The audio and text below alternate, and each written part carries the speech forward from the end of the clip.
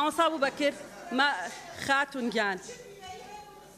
خاتون ئەوە تەواو ڕامان کرد بۆی قسەنەکە قسەکانی ڕاگیراوە ئارام بن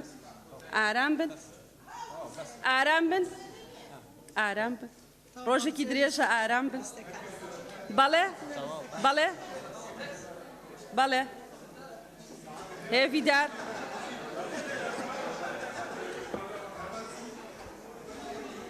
وەرە شوێنی خۆت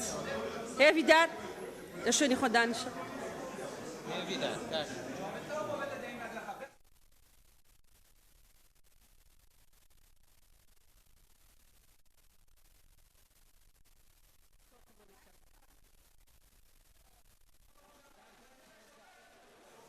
تەواو